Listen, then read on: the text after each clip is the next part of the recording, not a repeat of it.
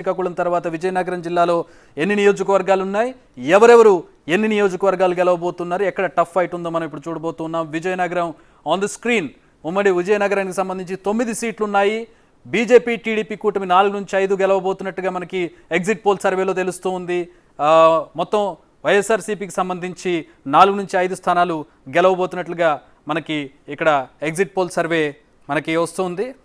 So ఇక్కడ ఉన్నటువంటి నియోజకవర్గాలు మనం చూసినట్లయితే కురుపాం, పార్వతీపురం, సాలూరు, బొబ్బిలి, చీపురుపల్లి, అలాగే గజపతి నగరం, నెల్లిమర్ల, జనసేన, విజయనగరం, శృంగవరపుకోట. ఇక్కడ టీడీపీ గెలిచేటటువంటి స్థానాలు మనం చూసినట్లయితే బొబ్బిల్లో టీడీపీ ఎడ్జ్ కనపడుతుంది, శృంగవరపుకోటలో ఎస్కోట్లో టీడీపీకి ఎడ్జ్ కనపడుతుంది, ఇక గజపతి నగరంలో వైసీపీకి ఎడ్జ్ కనపడుతుంది. ఇక టఫ్ ఫైట్ ఉన్నటువంటి స్థానాలు కురుపాం, పార్వతీపురం, సాలూరు, అలాగే చీపురుపల్లి, నెల్లిమర్ల నుంచి జనసేన పోటీ చేస్తుంది, విజయనగరం టఫ్ ఫైట్ కనపడుతుంది. ఇక్కడ విజయనగరంలో టీడీపీకి ఎడ్జ్ కనపడుతుంది, నెల్లిమర్ల జనసేన పోటీ చేస్తున్న దగ్గర వైసీపీకి ఎడ్జ్ కనపడుతుంది, చీపురుపల్లికి వైసీపీ ఎడ్జ్, అలాగే పార్వతీపురం, కురుపాంలో వైసీపీకి ఎడ్జ్ కనపడుతుంది. ఇక్కడ సో అశోక్, ఇక్కడ వైసీపీ ముందు నుంచి కూడా కీలకమైనటువంటి నేతలు ఉన్నటువంటి విజయనగరం జిల్లా వైసీపీకి. సో ఇక్కడ టీడీపీ వైసీపీ రెండు సమానంగా షేర్ చేసుకున్నట్లు కనపడుతోంది.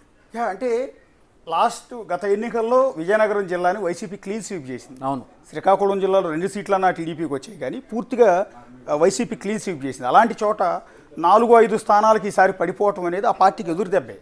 ఎందుకంటే బొత్స సత్యనారాయణ లాంటి కీలకమైన నేతలు ఆ జిల్లాలో ఉన్నారు. సో అలాంటి పరిస్థితుల్లో వాళ్ళ కుటుంబమే 4 స్థానాల్లో వాళ్లే ఉన్నారు. మిగిలిన నియోజకవర్గంలో వాళ్ళ ప్రభావం చాలా ఎక్కువగా ఉంటుంది. ఇంకా వీళ్లతో పాటు ఒక డిప్యూటీ సీఎం అక్కడే ఉన్నారు, రాజన్న దొర లాంటి వారు. సో పుష్ప శ్రీవాణి ఆవిడ డిప్యూటీ సీఎం చేశారు, ఆవిడ కూడా అదే కాన్స్టిట్యున్సీ, బహుశా కురుపాం అనుకుంటా. సో ఇలాంటి స్ట్రాంగ్ క్యాండిడేట్స్ అంతా కూడా ఆ జిల్లాలో ఉన్నా కూడా 4-5 స్థానాలకు ఈసారి పడిపోతుంది. అంటే సగం సీట్లను ఈసారి వైసీపీ కోల్పోతుంది. మరి అలాంటప్పుడు గతంలో విజయనగరం టీడీపీకి చాలా పట్టుండేది. అలాంటిది ఈసారి ఎందుకు 4-5 స్థానాలకు మాత్రమే టీడీపీ పుంజుకుంది అనేది కూడా మీరు అడగచ్చు. ఎందుకు అంటే అక్కడ టీడీపీ నాయకత్వ లోపం చాలా ఎక్కువగా కనిపించింది. మేము కూడా కాన్స్టిట్యున్సీలో తిరిగినప్పుడు ప్రతి నియోజకవర్గంలో 2 వర్గాల మధ్య ఆధిపత్య పోరుంది. ఫర్ ఎగ్జాంపుల్ ఆఖరికి విజయనగరం సిటీ కాన్స్టిట్యున్సీ ఏదైతే ఉందో అక్కడ అశోక్ గజపతిరాజు కుమార్తెకు సీట్ ఇచ్చారు, అదితి గజపతిరాజు. ఆవిడికి అక్కడున్న మిగిలిన లీడర్లు మీసాల గీత లాంటి మహిళా నేతలు సపోర్ట్ చేయరు. ఆవిడికి సీట్ ఇవ్వలేదన్న కారణం ఆవిడ వేరే ఇండిపెండెంట్గా ఆవిడ బరిలో దిగటం, ఆ బరిలో దిగి కూడా గాజు గ్లాస్ గుర్తుతో ఆవిడ పోటీ చేయటం, ఇండిపెండెంట్గా బరిలో దిగినా కూడా గాజు గ్లాస్ అలాట్ అయింది. సో ఈ ఓట్లు కొంత చీలిపోయే ఇబ్బంది ఉంటుంది. అట్లాగే ఎస్కోట ఉంది, శృంగవరపుకోట. ఆ కాన్స్టిట్యున్సీలో అక్కడ ఒక ఎన్ఆర్ఐ వచ్చి ఈసారి నాకు సీట్ కావాలని ఆయన 1 సంవత్సరం నుంచి ఫైట్ చేసుకుంటూ వచ్చారు. వచ్చిన సందర్భంలో అతనికి సీట్ వస్తుందని పక్కా అనుకునే టైంలో మళ్ళీ ఆ సీట్ను మార్చి మాజీ ఎమ్మెల్యేకి ఆ సీట్ ఇవ్వడం జరిగింది, మహిళా నేతకి. సో ఈ కారణాల వల్ల ఆధిపత్య పోరు వల్ల ఒక 4-5 స్థానాల్లో టీడీపీ దెబ్బతింటుంది. పార్టీ ఇంటర్నల్గా చేసుకున్న తప్పు.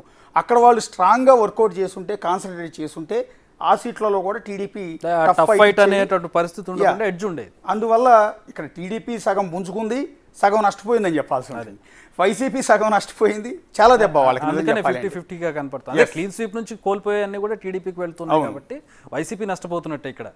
అందులో కీలకమైనటువంటి నేతలు ఉన్నటువంటి పరిస్థితి. బొత్స సత్యనారాయణ లాంటి ఫ్యామిలీ మొత్తం కూడా అక్కడ పోటీ చేసేటువంటి విజయనగరం నియోజకవర్గంలో చాలా సీట్లు కోల్పోతుంది. ఇక ఉమ్మడి విశాఖపట్నం కొద్దాం. విశాఖపట్నానికి సంబంధించి చాలా కీలకమైనటువంటి